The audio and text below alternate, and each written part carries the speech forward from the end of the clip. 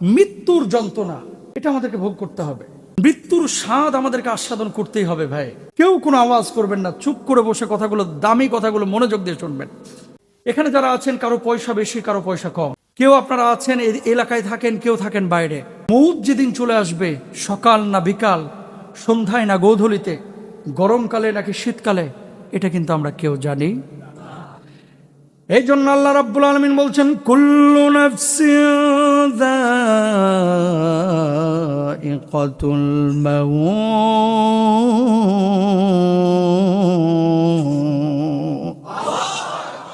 প্রত্যেক প্রাণীকেই মৃত্যুর স্বাদ আস্বাদন করতে হবে। ও কলিজার টুকরা ভাইরা আমার, যারা এখানে বসেছেন, আল্লাহ রাব্বুল আলামিন আপনাদেরকে এখন হায়াত দান করেছেন। আজকে রাত্রিবেলায় যে মানুষটা মারা যাবে, এই মানুষটাও আপনার মতো অনেক দেরিতে ভাবতো, এই মানুষটাও কিন্তু ভাবতো আমার এখনো হায়াত বাকি আছে, দুনিয়া থেকে আমার এখনো বিদায় নেওয়ার সময় হয় নাই। হয়তো 50 বছর বাঁচবো, হয়তো 60 বছর বাঁচবো, 70 বছর বাঁচবো, কিন্তু হঠাৎ একদিন মালাকুল মাউত এসে দুনিয়ার সব সম্পর্ক ছিন্ন ভিন্ন করে কবরে নিয়ে চলে গেছে। কথা বলেন ঠিক কিনা? ও ভাইরা আমার, এই দুনিয়ার জিন্দগিতে আল্লাহ রাব্বুল আলামিন আপনাকে পাঠিয়েছেন, এমনি এমনি পাঠান নাই। আল্লাহ কেন পাঠিয়েছেন দেখেন, আল্লাযী খালাকাল মাউতা ওয়াল হায়াতা লিয়াবলুয়াকুম আইয়ুকুম আহসানু আমালা।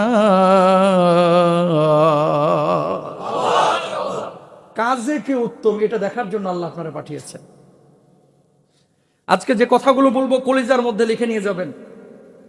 দুনিয়া তো আল্লাহ কম দেখাইলো না। যে জায়গাটা আপনি স্বপ্ন দেখছেন, যে জায়গাটা আপনার স্বপ্নের জায়গা, আপনি যে জায়গাটায় পৌঁছাতে চাচ্ছেন, আল্লাহ সুবহানাহু ওয়া তাআলা সেই জায়গাটাই পৌঁছিয়েছেন। এরপর আল্লাহ তাআলা আবার রিটার্ন করিয়েছেন। টাকা পয়সা, প্রভাব প্রতিপত্তি, শান্তি, সুখ, সব কিছু আল্লাহ রাব্বুল আলামিন দিয়েছেন। কিন্তু আমি দেখেছি দিন ছাড়া, ইসলাম ছাড়া, আল্লাহ ছাড়া, মসজিদ ছাড়া, নামাজের আজানের শব্দ ছাড়া পৃথিবীর বুকে কোনো সুখী পূর্ণ সুখ হতে পারে না। এই যে ইয়াংস্টার যারা বসে আছেন, যুবক এখানে, ওনাদেরকে যদি বলা হয় যে সুখের সংজ্ঞা কি, তারা বলবে হুজুর সুখের সংজ্ঞা হচ্ছে 2-4 কোটি টাকা থাকলে আর কিচ্ছু লাগে না, সুন্দরী একটা বিয়ে করব, বাচ্চা কাচ্চা 3-4টা নিয়ে নিব, বউ নিয়ে কক্সবাজার ঘুরবো, বউ নিয়ে ওখানে যাব সেখানে যাব। আর যদি বলা হয় সুইজারল্যান্ডের ভিসা ফ্রি, তো দুনিয়া কি জান্নাত বানায় ফেলবে। কথা বলেন না কেন? ঠিক আছে, সুখটা কোথায়? এখানে আপনারা যারা আছেন, গত 1-1.5 বছরে পাসপোর্টে ইউরোপের ভিসাও আসছে, ইংল্যান্ডের আসছে, মিশরের আসছে, সৌদি আরব আসছে। এখন কতগুলো দেশ যে সফর হয়েছে আমি ভুলে গেছি, মাথায়ও নাই। এয়ারপোর্টগুলো তো আলহামদুলিল্লাহ সাভার বাস স্ট্যান্ডের মতো ইউজ হয়ে গেছে, মুখস্থ হয়ে গেছে। বলার উদ্দেশ্য, আপনারা প্রত্যেকেই ধোকার মধ্যে আছেন, প্রত্যেকেই ধোকার মধ্যে আছেন। কেন? প্রত্যেকটা মানুষের টার্গেট যে আমার ছেলেটা যদি বুয়েটে পড়ে, মেয়েটা যদি বিশ্ববিদ্যালয়ে পড়ে, তাহলেই হয়তো বা সফল। ছেলেটা যদি পুলিশের একটা চাকরি পেয়ে যায়, মেয়েটা যদি একটা সরকারি চাকরি পেয়ে যায়, তাহলেই হয়তো বা সফল। যে আপনাকে বলছি, আপনাকে, আপনার মতে এমন স্বপ্ন দেখা হাজার হাজার মানুষ দেখলাম, যাদের ছেলে মেয়েরা অক্সফোর্ডে পড়ে, যাদের ছেলে মেয়েরা ক্যামব্রিজে পড়ে, যাদের ছেলে মেয়েদেরকে আমি নিজে দেখেছি, একসাথে বসেছি, একসাথে খেয়েছি, কিন্তু বাপ মার কোনো খোঁজ খবর রাখে না। এটাকে সুখ বলে না, এটা ধোকাবাজি, ধোকাবাজি, ধোকাবাজি। কথা বলেন ঠিক না? অক্সফোর্ডের ওপরে কোনো বিশ্ববিদ্যালয় আছে? বোঝেন নাই মনে হয় কথা। অক্সফোর্ডে কারা পড়ে? পৃথিবীর ক্রিমগুলো পড়ে, পৃথিবীর, নট বাংলাদেশ। গোটা পৃথিবীর সেরা স্টুডেন্টগুলো পড়ে কোথায়? এবং সেই অক্সফোর্ডে এমন স্টুডেন্টও পেয়েছি, আল্লাহকে চিনে গিয়েছে, এই বড় দাড়ি, জুব্বা টুপি, দেখে মনে হবে যে মাদ্রাসার হুজুর, মনে হয় ধান টান কালেকশন করতে এসে গ্রাম থেকে, অথচ অক্সফোর্ডে গ্র্যাজুয়েশন করা। সারা রাত দাঁড়িয়ে দাঁড়িয়ে ইস্ট লন্ডন মসজিদে কিয়ামুল লাইল করেছে। তার মানে কি বোঝা যায়? দিনের মধ্যেই সুখ, ইসলামের মধ্যেই সুখ, আল্লাহওয়ালাদের মধ্যেই সুখ, কোরআনের মধ্যে সুখ। দিনহীন মানুষ কখনো সুখী হতে পারে না, পারে না, পারে না। ঠিক কিনা? এখন যখন আপনার ভিতরে দিন চলে আসবে, মৃত্যুটা সহজ হবে। মৃত্যুটা 2.2 বিলিয়ন পাউন্ড এবছর ব্রিটেনের মানুষ জাকাত দিয়েছে। 1 পাউন্ড সমান কত জানেন? 165 টাকা। কত টাকা? 1 পাউন্ড মানে হচ্ছে 165 টাকা। 2.2 বিলিয়ন মানুষ, ব্রিটেনের মানুষ গোটা পৃথিবীকে জাকাত দিয়েছে। সে দেশে জাকাত খাওয়ার মতো কোনো মানুষ নাই, বুঝেন? কিন্তু আপনি চেহারার দিকে যদি তাকান, আপনি যদি তার অবয়বের দিকে তাকান, শরীরের দিকে তাকান, কোথায় যেন শূন্যতা, কোথায় যেন হাহাকার, কোথায় যেন অস্থিরতা, কোথায় যেন অশান্তি। 10% মানুষ সুখে আছে, 90% মানুষের ভিতরে একটা অস্থিরতা, অশান্তি অনেকের মধ্যে কাজ মানে এরকম দেখা যায়। তো তারাই অশান্তিতে, যাদের নামাজ নাই, দিন নাই, ইসলাম নাই, হালাল হারাম তোয়াক্কা নাই। আর তারাই সুখী যাদের মধ্যে দিন আছে, ইসলাম আছে, হালাল হারাম আছে। আল্লাহু আকবার বলেন। তো আপনি আপনার ছেলেকে অক্সফোর্ডে পড়াবেন, হার্ভার্ডে পড়াবেন, ক্যামব্রিজে পড়াবেন, অথবা বুয়েটে পড়াবেন, এরপরে কি? এরপরে কি? শেষ।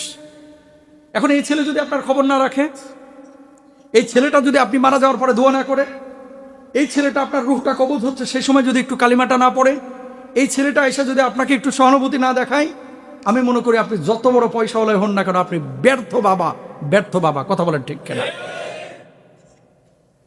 এই হুজুরকে ছোট হুজুর, খাটো হুজুর, মোটা হুজুর, চিকন হুজুর, ফর্সা হুজুর, কালো হুজুর এভাবে বিবেচনা না করে শুধু চিন্তা করেন যে মানুষটা কোত্থেকে এসেছে। এটা একটু মাথায় থিঙ্কিং করেন, এটা একটু থিঙ্কিং করবেন। কেন বলতেছি? প্রত্যেকটা মানুষ যারা এখন সুখী মানুষ হিসাবে আপনারা চিনেন, এই মানুষগুলো অসুখী। 10% মানুষ সুখী। তাহলে যারা উন্নত বিশ্বে আছে তাদের মধ্যে যদি এই অবস্থা হয়, তাহলে আপনি যেখানে আছেন, আল গিনা গিনান নাফস, সুখটা আসলে নিজের কাছে। আল্লাহ আপনাকে যে জিনিস দিয়েছে একবার থিঙ্কিং করেন, চিন্তা করেন, আল্লাহ তুমি যা দিয়েছো আমি এর উপযুক্ত ছিলাম না, আমাকে এর চাইতে তুমি বেশি দিয়েছো, বেশি দিয়েছো। সুবহানাল্লাহ বলেন। প্রিয় ভাইরা আমার, এবার আসুন যে কথা বলছিলাম, দুনিয়ার জিন্দগি থেকে আপনাকে আমাকে একদিন চলে যেতে হবে। মৃত্যুর স্বাদ আমাদেরকে আস্বাদন করতেই হবে, আস্বাদন করতেই হবে। সকালবেলায় মৃত্যু আসবে নাকি সন্ধ্যা বেলায়, গোধূলি বেলায় আসবে নাকি কখন আসবে আমরা কেউ জানি না। আল্লাহ রাব্বুল আলামিন বলছেন, ওয়াজাআত সাকারাতুল মাউতি বিল হাক্কি যালিকা মা কুনতা মিনহু তাহিজ। সুবহানাল্লাহ বলেন। মৃত্যুর যন্ত্রণা অবশ্যই আসবে। এটাই সেই জিনিস যেটা থেকে তুমি পালাতে চাইতা। আমার বাপ পালাইতে চেয়েছে, আমার দাদা পালাইতে চেয়েছে, আমার দাদি পালাইতে চেয়েছে, আপনাদের মুরব্বীরাও পালাতে চেয়েছে। প্রত্যেকটা মানুষ মৃত্যু থেকে পালাইতে যায়, কিন্তু আল্লাহ রাব্বুল আলামিন মালাকুল মাউতের মাধ্যমে তাকে ঝাপটায় ধরে দুনিয়া থেকে বিদায় করে দেন। কথা বলেন ঠিক কিনা?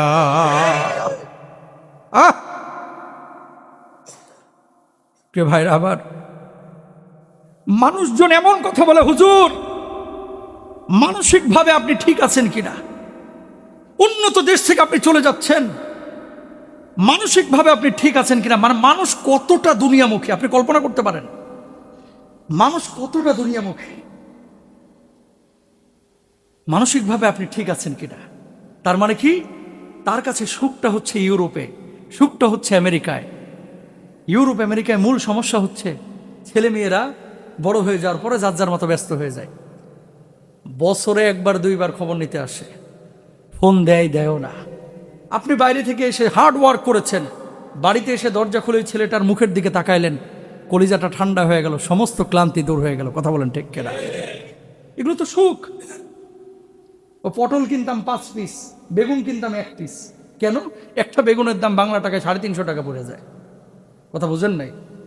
কিন্তু বাংলাদেশে এই জিনিসগুলো কিন্তু সস্তা, সহজ। আমাদের দেশের মানুষের মূল সমস্যা হচ্ছে সবসময় আমরা অন্যকে কম্পেয়ার করি। ধরেন এই এলাকায় সবচাইতে ধনী মানুষটা, আপনি সবসময় ওর দিকে তাকান, ইস উনার মতো যদি আমার টাকাটা থাকতো, ইস উনার মতো যদি আমার পয়সা থাকতো। কিন্তু একটাবার নিচের মানুষটার দিকে তাকান না, হাই হাই হাই, আল্লাহ তো আমাকে ওই জায়গাটায় রাখতে পারতেন। কথা বলেন ঠিক কিনা? এই জন্য নবীজি বলেছেন, আল গিনা গিনান নাফস, ধনী তো সেই যে মানসিকভাবে, আত্মিকভাবে যে মানুষটা ধনী। আত্মিকভাবে ধনী হওয়ার চেষ্টা করতে হবে। কয়দিনের জিন্দেগি ভাই, কয়দিনের জিন্দেগি। আজকে দেখেন যে মানুষটা গত রাতে মারা গিয়েছে, এখন কিন্তু তার দাফন হয়ে গেছে। আপনি জানেন না আপনার মৃত্যুটা কখন আসবে, সকালবেলা না দুপুরবেলা, রাত্রিবেলায় নাকি সন্ধ্যাবেলায়, তার আগে আপনি কিছু খেয়েছেন নাকি খান নাই। আরে আপনি যেদিন মারা যাবেন সেদিন হয়তো আপনার বাড়ির চুলাটায় আগুন জ্বলবে। আপনি যেদিন মারা যাবেন সেদিন হয়তো বা সকালবেলায় পরবর্তী দিন আপনার আত্মীয় স্বজন মাঠে গিয়ে ঘাটে গিয়ে কাজ করবে।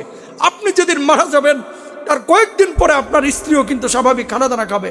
আপনি যেদিন মারা যাবেন আপনার সন্তানটাও কিন্তু এক সপ্তাহ পরে স্কুলে যাওয়া শুরু করবে। আপনি মারা যাবেন আপনার আশপাশের মানুষগুলো প্রথম 2-3 দিন আপনার জন্য হা হতাশ করবে, এরপরে কিন্তু মানুষগুলো আপনাকে ভুলে যাবে। ও কলিজার টুকরা ভাইয়েরা আমার, মৃত্যু নিয়ে আমরা কেন আমরা উদাসীন, কেন আমরা গাফেল? চোখটা তো প্রতি রাত্রেই বন্ধ করেন, প্রত্যেকটা রাত্রেই তো চোখটাকে বন্ধ করেন। আপনি কি চিন্তা করেন না, আরে কত মানুষ চোখটাকে বন্ধ করলো আর চোখটাকে খুলতে পারলো না। আরে আপনি কি চিন্তা করেন না, কত মানুষ রাত্রিবেলায় ঘুম থেকে উঠে এই ঘুমটা তার শেষ ঘুম হয়ে গেল। আপনি কি চিন্তা করেন না, আপনার বাবাটা ঈদের সময় আপনার সাথে একসাথে নামাজ পড়েছে, আজকে সেই বাবাটা গোরস্থানে শুয়ে আছে। আপনি চিন্তা করেন না যে মানুষগুলো আপনার সাথে দিন রাত একসাথে কাটিয়েছে, সে মানুষগুলো আজকে আপনি মারা যাওয়ার পরে কিছুক্ষণ পরে 2 দিন 4 দিন 5 দিন পরে ভুলে যাবে। একটা বারকে আপনি কল্পনা করেন না? আপনি কি চিন্তা করেন না? একটু চিন্তা করেন। দুনিয়া বড় কঠিন। গোটা দুনিয়ার সিস্টেমটাই, নিজামটাই হচ্ছে ধোঁকাবাজির নিজাম। এবং দুনিয়া, এজন্য আল্লাহ তাআলা বলেছেন ওমাল হায়াতুদ দুনিয়া ইল্লা মাতাউল গুরুর, যে পার্থিব জীবনটা হচ্ছে একটা ধোঁকার জীবন। আল্লাহু আকবার বলেন। তাহলে কি করতে হবে সুন্দর মৃত্যুর জন্য, ভালো মৃত্যুর জন্য আমাদের করণীয় কি? প্রিয় ভাইরা আমার, ভালো মৃত্যুর জন্য সাহাবী রিদওয়ানুল্লাহি আনহুম আজমাইন যেভাবে প্রস্তুত নিয়েছেন, সব সময় মৃত্যুকে স্মরণ করতে হবে। সাহাবীরা এভাবে শিখেছেন। আল্লাহর হাবিব সাল্লাল্লাহু আলাইহি ওয়াসাল্লাম বলছেন আকসিরু যিকরা হাদিমিল লাজ্জাত। আল্লাহর হাবিব বলছেন তোমরা বেশি বেশি মৃত্যুকে স্মরণ করো। আমার নবীজির জীবনে কোনো গুনাহ ছিল না। ওয়াল্লাহি লা আস্তাগফিরুল্লাহ ওয়া আতুবু ইলাইহি আকতার মিন 70 মাররাত। আমার নবীর জীবনে কোনো গুনাহ নাই, নবীজি জীবনে কোনো গুনাহ করেন নাই। আমার নবী নিষ্পাপ ছিলেন, আমার নবীর জীবনে কোনো গুনাহ ছিল না, কিন্তু আমার নবী প্রতিদিন 70 বারের বেশি তওবা করেছে। আপনার আমার জীবনে শত শত হাজার হাজার গুনাহ আছে, কিন্তু আপনি আমি দিনে একবারও তওবা করার সুযোগ অনেকেই পায় না। কথা বলেন ঠিক কিনা? আল্লাহর হাবিব সাল্লাল্লাহু আলাইহি ওয়াসাল্লাম বললেন এজন্য আকসিরু যিকরু হাদিমুল লাজ্জাত, বেশি বেশি মৃত্যুকে স্মরণ করো, কারণ দুনিয়ার সব আস্বাদন, সব স্বাদ কিন্তু মৃত্যু ধ্বংস করে দেবে। আল্লাহর হাবিব সাল্লাল্লাহু আলাইহি ওয়াসাল্লাম 1 নম্বরে বললেন, 2 নম্বরে বললেন দুনিয়ার প্রতি আসক্তি কমাও। কুন ফিদ দুনিয়া কাআন্নাকা গরীবুন আও আবিরু সাবিলিন। বলুন আল্লাহু আকবার। নবীজি বললেন ও দুনিয়ার মানুষ, শোনো, দুনিয়ার জিন্দেগিতে এমন ভাবে তুমি থাকো যেন তুমি একজন পথিক, যেন একজন মুসাফির, অথবা একজন অপরিচিত ব্যক্তি। ও কলিজার টুকরা ভাইয়ের আমার, খেয়াল করেন এই দুনিয়ার জিন্দেগিতে যত চাকচিক্য, যত মায়া, যত ভালোবাসা, সব কিছু একদিন শেষ হয়ে যাবে যখন মালাকুল মাউত এসে রূহটাকে কবজ করবে। কথা বলেন ঠিক কিনা? এবার দুনিয়ার প্রতি আসক্তি কমাবেন কেমনে, কিভাবে কমাবেন শুনেন। পাপের সুযোগ না পাওয়া আর পাপের পরিবেশে থেকে পাপ না করা, দুইটা কিন্তু দুই জিনিস। বুঝেন নাই মনে হয় ব্যাপারটা। আপনি পীর সাহেবের ছেলে, আপনি সুদ খাইবেন কেমনে? আপনি হুজুরের ছেলে, আপনি ঘুষ খাবেন কিভাবে? কিন্তু আপনি ভূমি অফিসে জব করেন, আপনি জনপ্রশাসন মন্ত্রণালয়ে কাজ করেন, সেখানে সুদের সময় মানে সুযোগ আছে, ঘুষের সুযোগ আছে, আপনি ঘুষ খাইলেন না, আসলে আপনি আল্লাহওয়ালা। কথা বলে না, আসলে আপনি কি? সুযোগ আছে সুদ খাওয়া, সুযোগ আছে ঘুষ খাওয়া, কিন্তু আপনি খাইলেন না। আর আপনার সুযোগই নাই, করতেছে আমি সুদ টুদ কিছু খাই না, পাঁচ না দেয়া খাস না। কথা বলেন না কেন? হুজুর মদটা আমি কিচ্ছু খাই না, পাও না দেখে খাও না। আমি নিজে দেখেছি বিমানে, চেহারা শুরুতে কয় হুজুর নামাজ কালাম কিন্তু আমি একটাও ছাড়ি না, পাশের সিটে বসা পেছনে। পরে দেখি ইংলিশে বলতেছে, ওই যে কি একটা নাম বললো মদের নাম, আমি ওই নামটা জানি না, তো এরকম বললো যে ডু ইউ হ্যাভ ওই মদ। এখন ওই মদটার নাম আমি আর জানি না। তো আমি চিন্তা করলাম এই লোকখানা একটু আগে বললো যে নামাজ কালাম পড়ি, তো আবার মদ খুঁজে কেন? তো কিছু মানুষ ইউরোপ আমেরিকায় আমি পেয়েছি যারা মদটা সব খায়, কিন্তু খালি রেস্টুরেন্টে গিয়ে হালাল গোশ খুঁজে। বোঝেন নাই কথা মনে হয়। মানে মদ খায়, বেনিফিট খায়, সরকারকে মিছে কথা কয়ে টাকা পয়সা নেয়, সব করে, কিন্তু রেস্টুরেন্টে যখন যায়, ডু ইউ হ্যাভ হালাল মিট, আছে তোমার কাছে হালাল গোশত?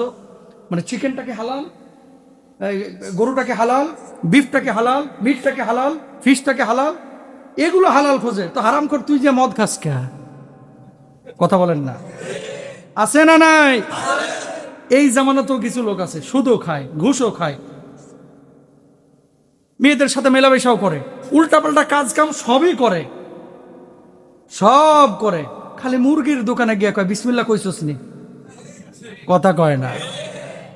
মুরগির দোকানে যে কি বলে বিসমিল্লাহ